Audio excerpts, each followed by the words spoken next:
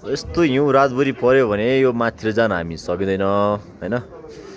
यस्तो हिउँ परेको छ अब यहीँ त यस्तो ठाउँमा त अब हिउँ नभएको ठाउँमा त हिउँ पऱ्यो माथि माथि झन् कति पऱ्यो होला।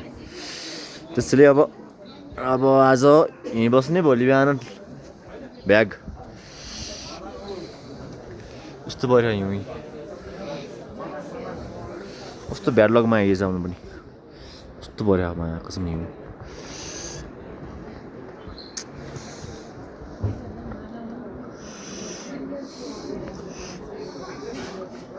हिउँ परिरहेको छ मजाले मजाले मजाले परिरहेको छ हिउँ। यस्तो पर्छ हिउँ।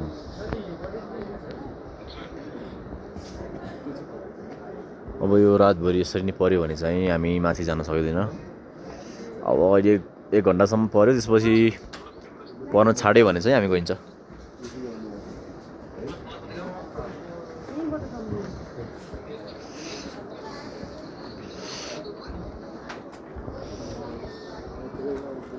हिउँ पऱ्यो जग्गा त परिपऱ्यो।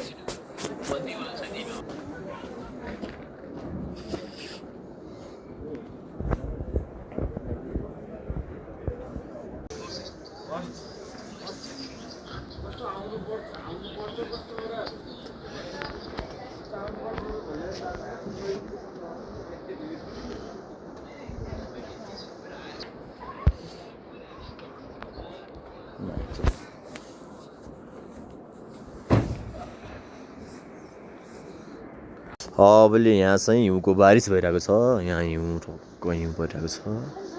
यस्तो बाक्लो परिरहेको हिउँ। यहाँ असिना हिउँ चाहिँ यस्तै रातभरि पऱ्यो भने चाहिँ माथि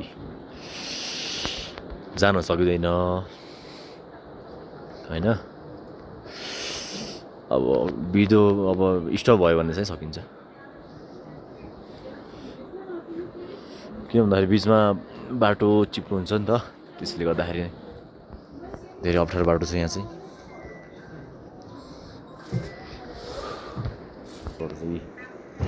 म त अहिले यहाँ अमेरिकाको मा छु बेस क्याम्पमा।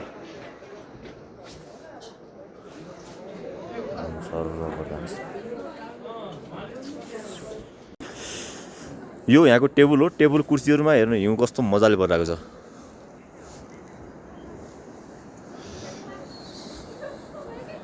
बबाल पर्यो क्या बबाल।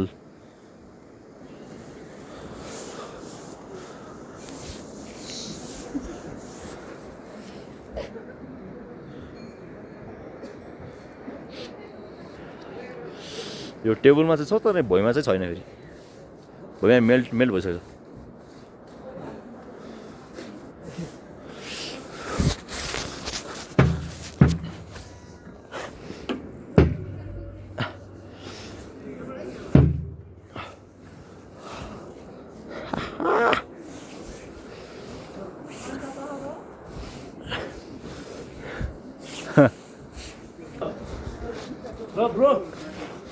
हान्ने दुख्छ अहिले साह्रो हुन्छ यो। बिस्तारै हान्छु ल। हुँदैन कि मेल्ट उ हुन्छ जम्छ यो माथिबाट परेको चाहिँ सबैतिर लाग्छ।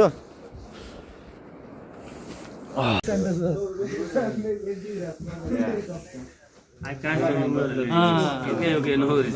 Wait,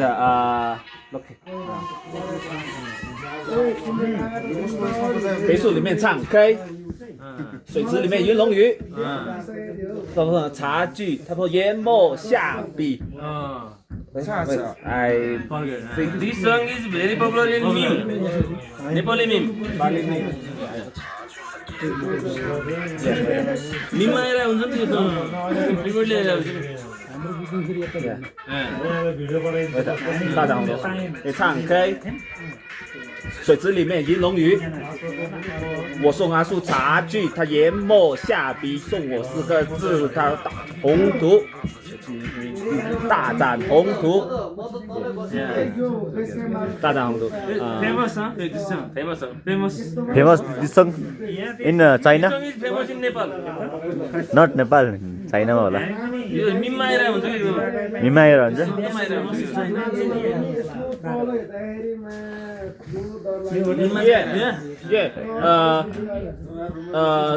Music from my home, Guangdong, Guangxi. Yeah. Here also famous. Here. Nepal also. In Nepal also. Nepal. This song is India, yeah. India, yeah. Really. हामी सुतेको चाहिँ यहाँनिर हो होइन बिस्तार लगाएर अब हामी बसेको रेस्टुरेन्ट होटलको डाइनिङ रुम चाहिँ यस्तो छ सबै जानको लागि तयार हुँदैछन् अब बिस्तारै बिस्तारै घर जानको लागि माथि अब लेकतिर जान सक्दैन गाह्रो हुन्छ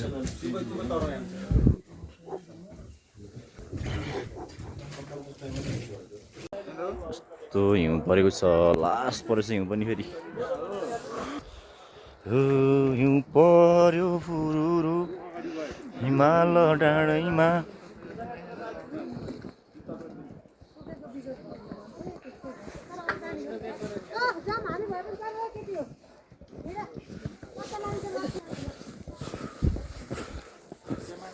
हामी हिँड्नु है हो हामी जा भने घरतिर अझ झन् धेरै वर्ष हुने हो उता पऱ्यो छैन कि यता मात्रै हो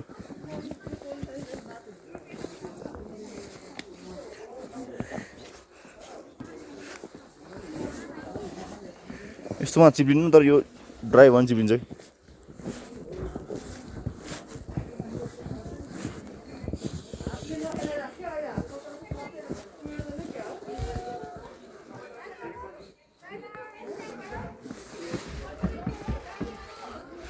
घोडा महाराजाजी तपाईँले हिउँ खानुभएको छन्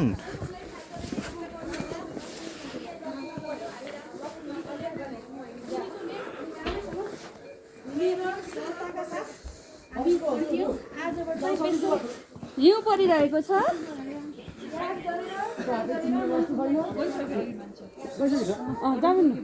जाम आइज बोला केटालाई सुन बोला अनि अब यो पग्ले भन्छ नि पुरै हिउँ परेर यस्तो भइरहेको छ होइन गाइज होइन अब आज तालमा पुगेर आउँ भनेर सोचिरहेको थिएँ बिहान उठ्दा पुरै हिउँ परेर अब आज न घर जान सकिने भयो न तालमा यताबाट हामी जाने बाटो होइन हामी जाने बाटो यही हो यस्तो बाटो गयो भने त हामी पक्कै पनि चिप्लो हुन्छ हाम्रो पुरै बाटो पुरै ढाकेको के हिउँले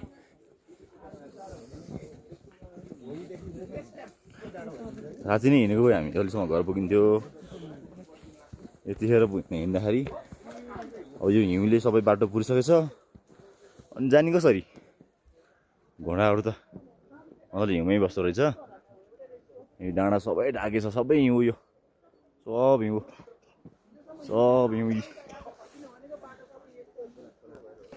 यस्तो भयो Oh my god, so bad. तिलुच्चो बेस क्याम्पको हालत यस्तो छ हेर्नुहोस् गाइस यस्तो छ बबाल छ क्या हिउँ छ यस्तो छ अघिसम्म त अलिअलि उज्यालो थियो त अँधारो नानीहरू किन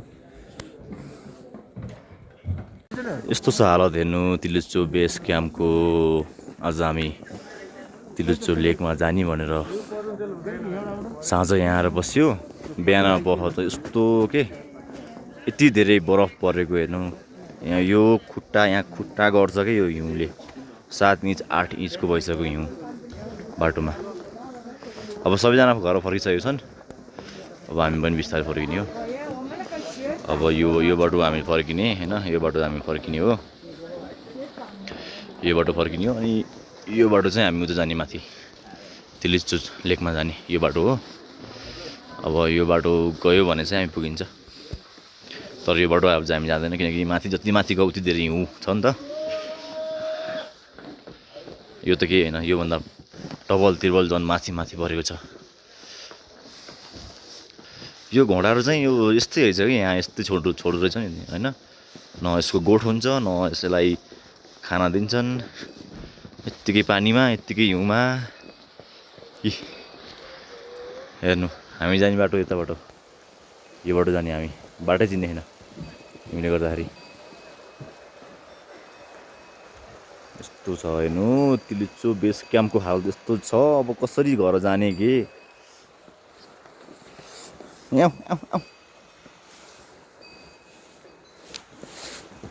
घोडा यहाँ चाहिँ यस्तो छ घोडा पनि तालमा यस्तो बसिरहेको छ